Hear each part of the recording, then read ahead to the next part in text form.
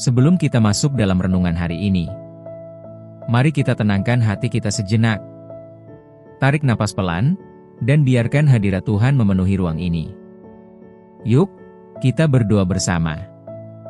Tuhan, kami datang di hadapan-Mu dengan segala kerinduan dan kegelisahan kami. Mungkin hari ini ada badai di hidup kami yang tak seorang pun tahu. Tapi kami percaya, Engkaulah Allah yang hadir, bahkan sebelum angin reda. Buka hati kami, ya Tuhan, untuk mendengar bukan hanya suara dari luar, tapi sapaan-Mu yang lembut, yang bisa menenangkan badai dalam jiwa kami. Kami serahkan waktu ini kepadamu. Dalam nama Yesus, kami berdoa. Amin. Setiap orang punya badai. Bentuknya beda-beda. Ada yang datang lewat kehilangan. Ada yang muncul lewat penolakan. Ada juga yang diam-diam menghancurkan dari dalam, tanpa suara. Kadang, kita nggak minta badai itu datang. Tapi entah kenapa, hidup tiba-tiba gelap. Seperti perahu kecil yang goyang di tengah laut.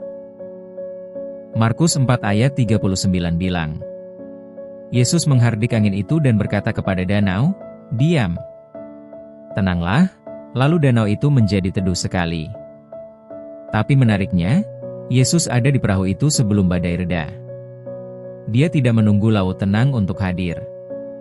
Dia ikut goyang bersama kita. Dia tidur di sudut perahu kita. Sambil menunggu, kita menyadari satu hal, Dia sudah ada di situ sejak awal.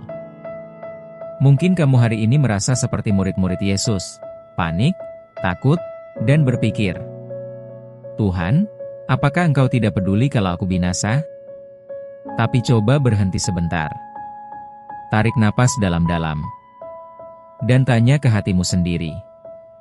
Benarkah aku sendirian di perahu ini?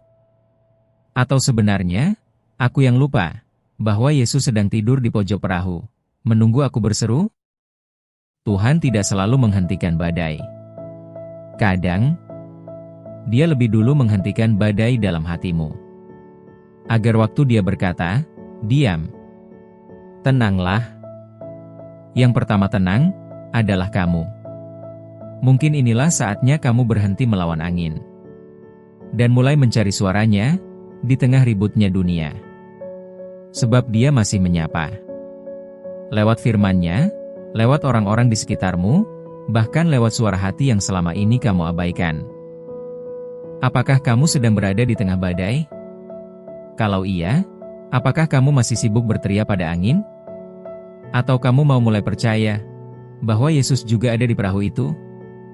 Mari kita tutup renungan ini dengan doa. Biarkan kata-kata ini jadi respon hatimu kepada Tuhan. Tuhan Yesus, terima kasih karena Engkau tidak pernah jauh. Bahkan ketika hidup kami seperti perahu kecil yang hampir karam, Engkau tetap tinggal di dalamnya. Tuhan, tenangkan hati kami.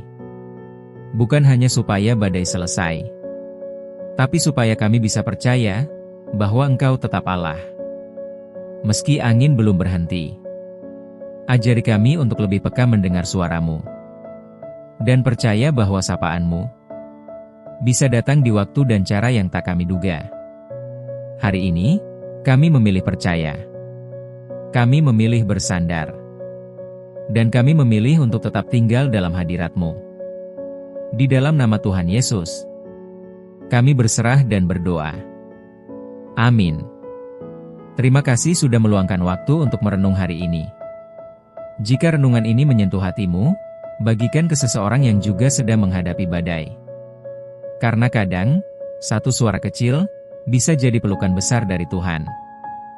Tuhan memberkati.